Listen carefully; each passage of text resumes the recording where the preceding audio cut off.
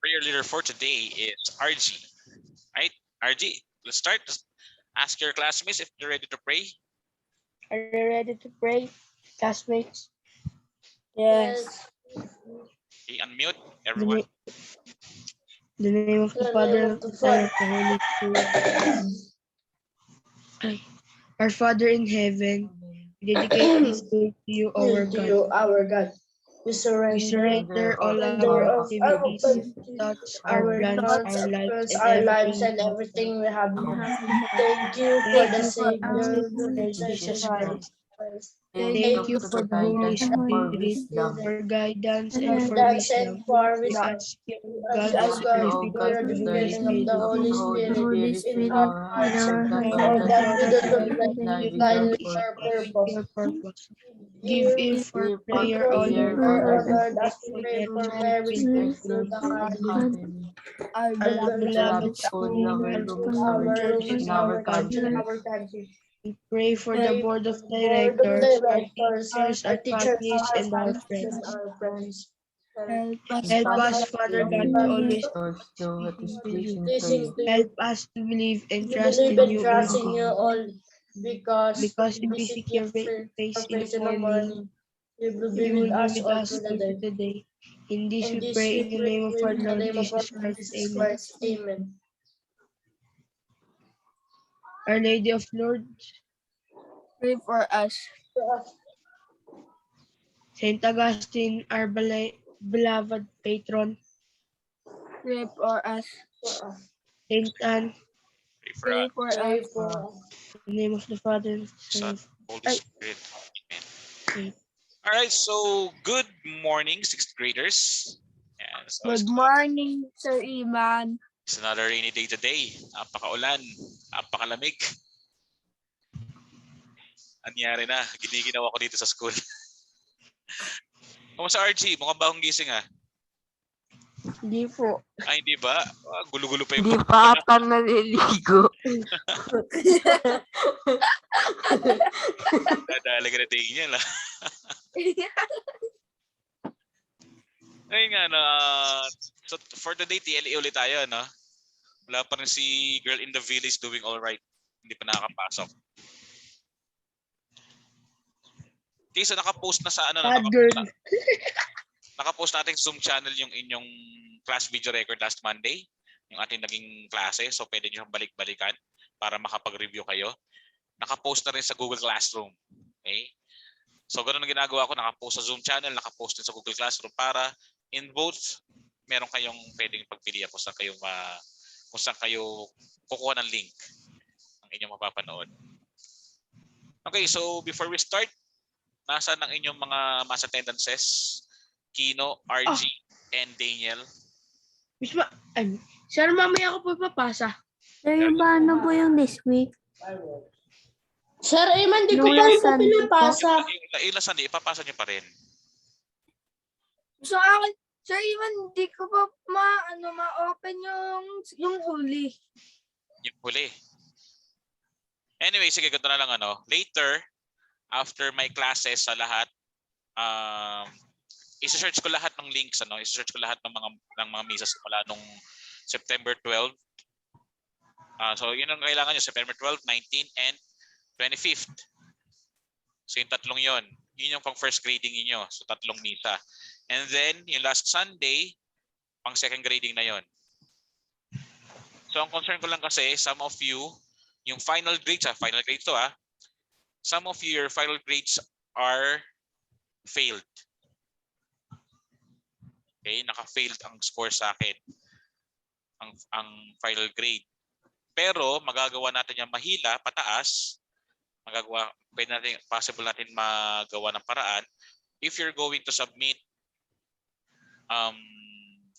yung mass attendance, kasi yung mass attendance is your project, and ang project nyo is 60%. 20% lang yung inyong mga quizzes. Sir Yman, Yes, kuya. kakulang-kulang po yung aso namin nakawala. Okay, go ahead. Nagluto So, pa si Daniel kanina ng sunog. So, explain lang sa inyo, yung inyong quizzes kasi sa TLE and CLE, ay 20% lang ang quizzes, yung mga written, pati mga assignments. Sa quarterly exam, yung ginawa nyo last Friday, it's also 20%. While yung performance task, kasama yung behavior, recitation, even the projects, ay 60%. Diba? Kung halimbawa makakapag-submit kayo sa akin ng ng inyong project, which is the mass attendance, so magagawa nating hilahin pataas ang inyong final grades. And we need to finalize your grades today or until tomorrow. Kasi on Friday, isasubmit na namin ang inyong grades to your respective advisors. Para sa Monday kasi ay we're going to have PTC sa Monday, and we're going to report your grades to your parents kung ano yung mga kinalabasan na. Right? So yun, reminder ko lang lahat ng inyong mass attendances. RG, Kino, Daniel. But please don't copy the work of others. Kasi binabasa ko rin yung isa-isa. I know who copied the work of others. Kaya yung kumopya, I'm just going to give you 5, kasi yan over 10 points ang bawat mass attendance. So pag kayo nangopya, I'm just going to give you 5, kalahati lang. Of course, for the effort. Tapos yung kinopyahan nyo, yun ang makakakuha ng mataas ng score lang. Alright, so since mukhang hindi na makapasok si Sofia sa ating class, then we're going to we're going to start na. Alright, so last Monday, I introduced you the ICT, right? I introduced ICT to everyone. Let's find the ICT. Alright, so ICT stands for Information and Communications Technology. And it's technology used for communication. So for me, ang mas simplified na masasabi ko meaning for the ICT is any technology that has to do with information and communication. So any technology, any technology. Pwede yung radio, pwede television, cell phone, computer, satellite systems, many more. So those are ICT, yung mga samples ICT. I also introduced you Wiki, Wiki website. So Wiki website or Wiki is a server program of a collaborated online work of people putting up information on the internet. Wiki came from the word wiki. It means path in the Hawaiian language. So naging wiki siya kasi ginawa lang, pinaiksi yung wiki. So instead of wiki, pinaiksi lang siya, ginawang wiki, just wiki. Okay? Wiki websites has two kinds. So one is creating, contributing, or publishing without permission. And the next one is you need a permission first from what we call the system administrator. So the system administrator is the person assigned to accept and reject information submitted from the contributors. So those are the things that we've discussed last Monday. And also, by the way, we also discussed the steps in creating website, which is here. So first, you need to do research kung paano gawin ang website. Second is to create an account, kasi you won't be able to publish you won't be able to create any website kung wala ka ring account. So maybe a Google account, ganun, or Yahoo account, or Hotmail. Third, you need to practice kung paano gawin and even the mistakes of other creators para pagdating sa page mo ay hindi mo nagagawin yon. Fourth, share useful information and cite the source. This is for you to avoid plagiarism. Para ma-prevent natin ang plagiarism, you need to cite the source kung saan man nanggaling ang information na iyong sineshare. And of course, last but not the least, submit your page para ma-publish na yung iyong ginawa. So those are the steps in creating wiki page. And for today, I'll be discussing to you blogging. Yan, magpa-vlog na tayo ngayon. So, blogging, blog or weblog. So, ang basa dyan is weblog. Web. Hindi siya we. Sir Yman. Hindi siya we, hindi siya we. Weblog. So, blog is a website that seems to be an ordinary diary. Yan, in this kind of site, a blogger or the author, kasi ang blogger kasi author din ang tawag sa kanya. So, a blogger writes his or her opinion, thoughts, and events that he or she wants to share through the internet. So, yun na yun. So, a blog is kind of what do we call interactive. Kasi it's somehow influencing. Kaya niya makapag-influence ng tao kung sino man yung readers. So, the readers of a blog may leave a comment in each blog post. So, aside from texts, a blogger may also post photos, videos, or audios. Yun yung mga media files. So, depending on what he or she wants to share. I'm going to show you some samples of blogs. This one. So, isa yung blog. Hindi ko lang nakuha yung kung sino man yung blogger or the author of that blog. So, the title of the blog is 5 Common Problems with Raw Water Treatment and How to Avoid Them. So makikita niyo sa image or sa kanyang sa blog niya, meron siyang picture. So there's an image of water system and the details ay makikita niyo sa ilalim. So next. So ito si Panlasang Pinoy. Sabi niya, welcome to Panlasang Pinoy. My name is Banjo Merano. I am a Filipino IT professional living in Chicago. The Filipino food was created so that we can share our best Filipino and Asian recipes for everyone to enjoy. So ito na nga. Ayan, si Banjo Merano, isa sa Filipino. At ang kanya namang vlog ay natawag natin. Yes, Kino. CCR lang po ako. Alright, sige, go ahead, kuya. So si Banjo Merano, the blogger and author sa Panlasang Pinoy, ay ang kanyang vlog ay tinatawag natin food vlog. So ang mga sinishare niya ay yung kung paano magluto ng iba't ibang putahing Pilipino. So sabi niya rito, aside from, so ayan yung si Banjo Merano, yun yung kanyang picture. I don't know kung familiar kayo sa kanya, but Banjo Merano is already famous sa internet, hindi lang sa pagbablog, kundi sa vlog na rin. So iba pa yung vlog na letter B, sin boy, bravo. Iba pa rin yung vlog na tinatawag, which is letter V, victory, di ba? So pag sabing vlog, so you can always see images and texts. So yung most of the time, gano'n. Pero pag sabing vlog, so mapapanood niyo na siya.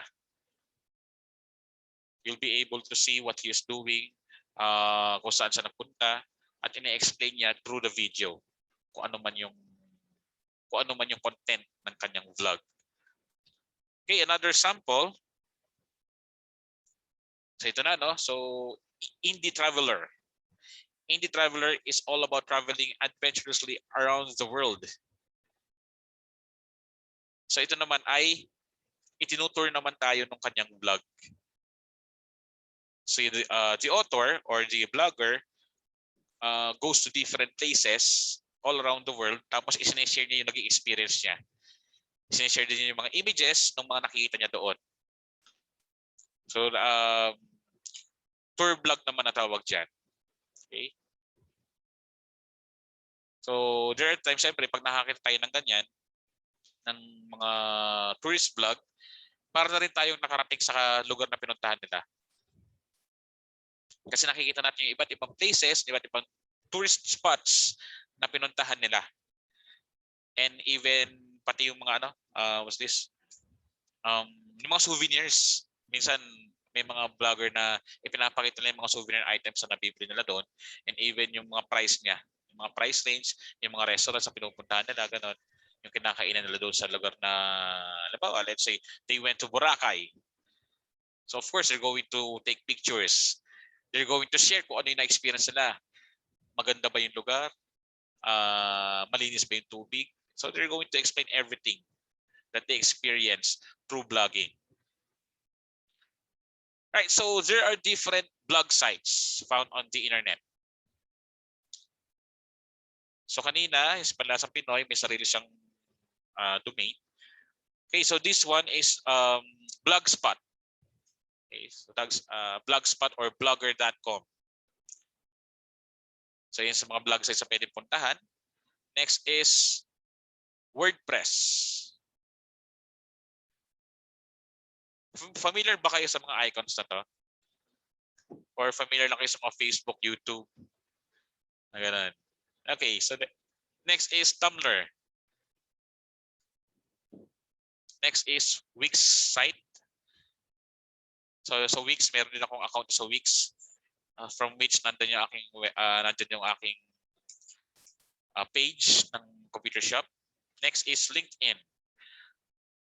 Sir Yman also has a LinkedIn account. And Weebly. So yung mga famous blog sites are Blogspot or blogger.com, WordPress, Tumblr, Wix, LinkedIn, Weebly, and many more. So youngsters, the youth like you today, are fond of blogging other than posting on their social networking accounts. So gaya nga ng pag-create sa wiki page, I already discussed you last Monday about creating a wiki page. You also need a reason in creating your own blog. This may be because you want to help other internet users through putting information online, or you just want to share your experiences. And there are steps in creating a blog. Yeah, so first, you need to choose a blog site. So kanina, sinabi ko na yung mga blog sites. Pwede kayong mamili doon. Pwede sa Blogspot or blogger.com. Pwede sa WordPress. Pwede sa Tumblr. Pwede sa Wix site. Pwede sa LinkedIn. Pwede sa Weebly. So marami kayong mga pwede pagpilian na blog sites kung saan kayo mag-share ng inyong mga experiences or kung saan kayo magpo-post ng inyong blogs. Second, you need to decide if the blog you want to have is free or with fee. Yung mga blog spots, Wix site, yung mga minention ko nung una, they are free. So you don't need to pay. Mga free blogs, yung mga free sites sa mga yan. But for this one, kay Panlasang Pinoy, where's Panlasang Pinoy? Ayan. Si Panlasang Pinoy or si Vanjo Merano, yung kanyang blog site ay may bayad. Yung tawag kasi dyan, kasi mayroong mga blog site in which you have your own domain. If you have your own domain, so you need to pay for it. So that example is si Panlasang Pinoy or si Vanjo Merano. Okay, third. So of course, you need to create an account. If you're going to create an account, of course, kailangan you will need to provide information in the blog, and make sure that the email address that you will use does not have any existing account in the blog site. So if you choose blog site or if you choose Wix site, kailangan yung email na gagamitin nyo ay wala pang existing na account sa mga blog sites na yon. Okay. And of course, kailangan yung email na gagamitin nyo is active. Kailangan working and active yung email na gagamitin nyo. And of course, if you're going to buy a domain, ganun din, kailangan yung email na gagamitin nyo in creating an account should be active and working. Kasi yung mga bills nyo ay will be forwarded to your emails. Okay, fourth, design your blog according to your choice. So ito naman, para ka rin gumagawa ng website. So you're going to design. You need to design it. You may also put pictures if you want para mas kaya-aya, mas maganda tingnan ang iyong vlog. Fifth, so pag nagawa mo na yung 1 to 4, that's the time to start writing on your blog. Pwede ka na magsimula, mag-share ng inyong mga experiences. Pwede ka na mag-start mag-share ng iyong mga recipes or ng mga foods na iyong napunta, na iyong mga natikman na. Pwede ka rin mag-share ng mga vlogs. Halimbawa, yung food vlog, it's very wide.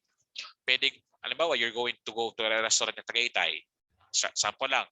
And then, you're going to order yung kanilang, yung best menu nila.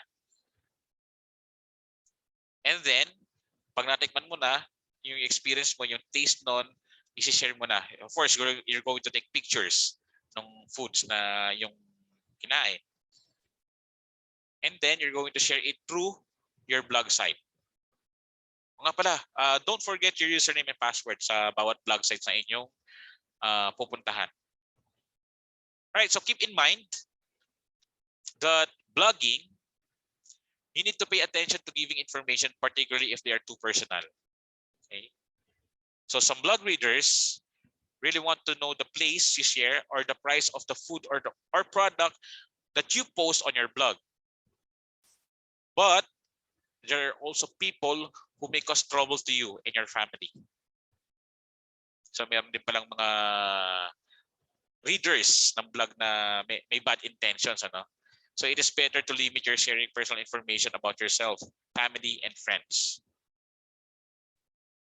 So that's all about blogging. Baka may question kayo? Any question before we continue?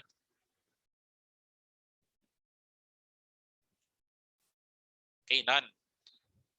Walang nag-react. So next topic is about joining audio and video conferencing.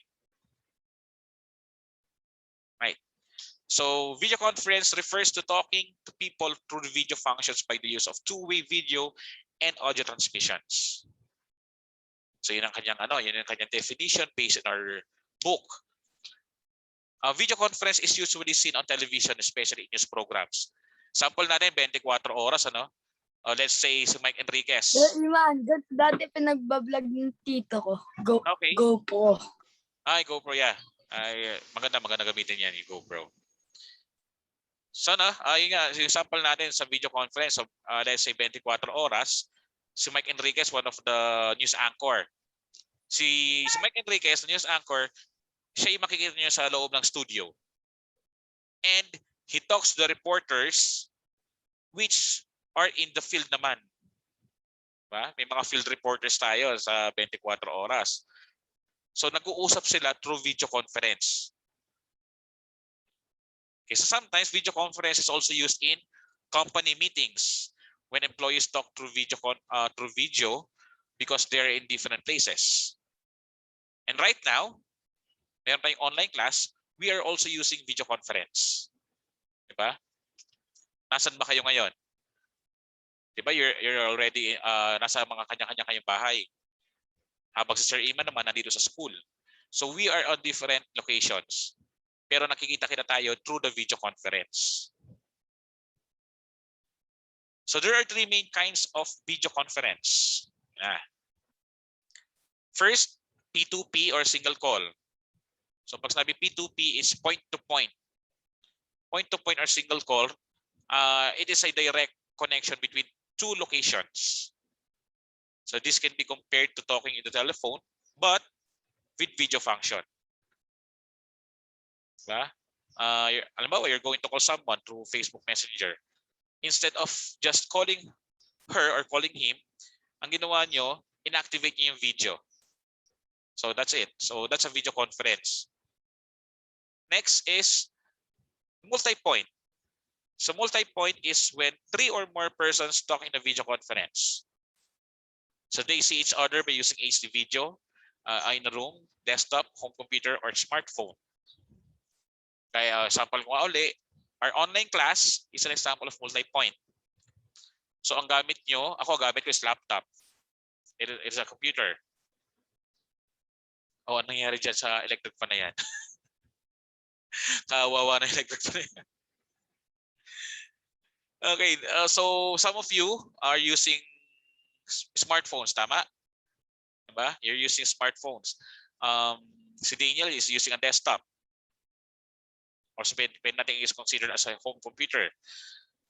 So you all of us are using different devices para makita-kita through video conference. And that is called multi-point kasi marami tayo eh. So right now we're 6 participants. So 6 tayo ngayon na magkakausap dito sa video conference. And since we are 6, so this is called already multi-point. Okay, third is streaming. So streaming is when a lot of people talk through remote computer or mobile device, which uses a software or hardware. You can watch a video conference online even though not on the exact time the video was taken. Kasi yung streaming, once natapos ang stream, pwede mong i-replay. Diba? Kaya pwede mo siyang mapanood ng hindi exact time na ginawa yung mismong video. So that is streaming. So there are different video conference, there are a lot of video conference applications or software that can be found on the internet. Some of them are, ito na isa, Skype. Yung Skype ay isa sa mga pinakasikat na softwares na ginagamit even before. Nung ako yung nasa ESL, nasa online ESL teaching pa, was teaching Koreans, Skype ang ginagamit namin.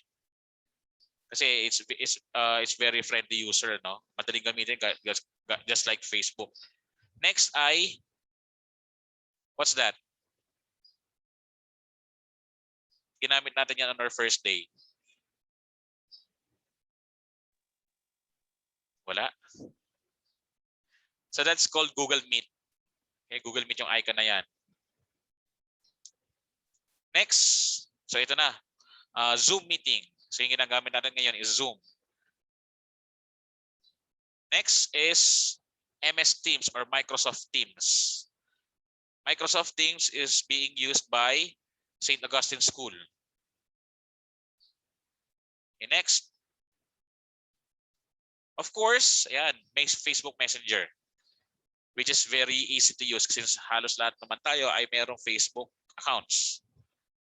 And you sa merong Facebook accounts, you can use Facebook Messenger para mag-video conference.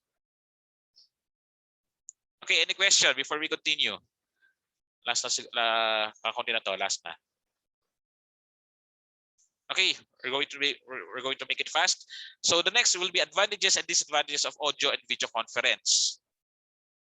So the advantages of, unahin natin yung advantages muna. So advantages, first is you will save time and money because you do not need to meet in person. Tama, di ba? So, because it is not required to travel anymore. Kayo, nandiyan lang kayo sa inyong mga bahay, hindi nyo na kailangan pumunta pa school para para magklase tayo. So you will save time, of course, and money kasi hindi na kayo mamamasahe. Next, if you are not available to attend the meeting, this will help you to avoid misunderstanding. With the use of audio or video conference, you can still be heard or seen by the people you need to talk to. Kasi sometimes misunderstanding happens if you're talking through email or text lang. Pero kung halimbawa naka-video conference kayo, mauunawaan nung iba na kasama niyo sa conference na hindi pala kayo available. 'Di ba? Halimbawa, meron tayong meeting ngayon. Meron tayong online class. Hindi kayo available kasi natae pala kayo sa banyo. 'Di ba? So siyempre, naka-video conference. Ay sir, nasa banyo po ako, hindi po ako pwede. Natae po ako, sir. No, 'di ba? So mauunawaan ko as your teacher na sige, ituloy mo lang yung pagtae mo. 'Di ba? So yun, madaling maunawaan kasi nga nakikita. Pwedeng ganun, ano? Third, you will also save energy and effort. So yun na, so parang karurado na one kasi siyempre hindi mo na kailangan pumunta pa doon sa meeting place nyo. So so less energy, less din ng effort. less din ang inyong expenses. So yun nga, of course, kung merong advantages, meron din disadvantages ang audio and video conference. Okay, so some people still prefer to talk in person than through audio or video conferencing. Kasi may mga times talaga na yung physical contact ay nakakatulong sa pagiging successful ng meeting, especially sa mga professional meetings or company meetings. There are times talaga na yung physical contact is very important. Next, the use of audio and video conferencing is not free. Of course, you have to subscribe sa mga telecommunications company. Sino dito naka-converge? Naka-converge na kasi Zaya. Sino naka-PLDT? Diba? So of course, Ito ko, sa kapitbahay. Sa kapitbahay, very good. Ang kapitbahay, mabait. Mabait Isa sa nga, ay kapitbahay. sir, ang akin po kay Lita Bay. Ayun, so kay Lita Bay. So lahat kayo, siyempre, bumabayad, di ba? Kasi hindi naka-load. Hindi ako nagbabayad sa kapitbahay. Pero kapitbahay mo, nagbabayad. Di ba? Yun.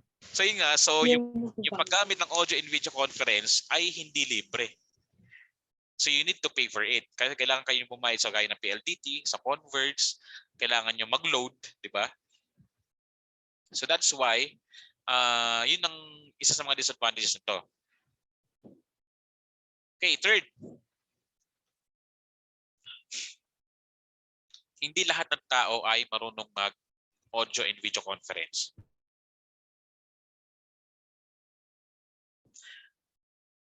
So yun nga, instead of having a smooth flow in the meeting, sometimes trouble may arise because of limited knowledge pagdating sa technicality ng applications and softwares ng video conference.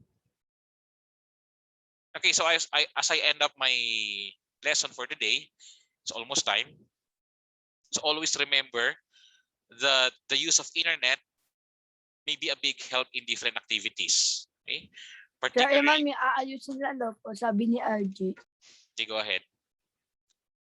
So, just like that, sa mga estudyante gaya ninyo, malaking tulong ang ICT. Malaking tulong ang internet, malaking tulong ang video conference. But its use always has limitations. And of course, it includes responsibilities. So kailangan maging safe kayo and be responsible enough pagdating sa paggamit ng ICT. So yun yung ating main topic of the lesson. You have to be responsible enough. You as grade 6 students, kailangan alam nyo na kung paano gawin to. Is there any question?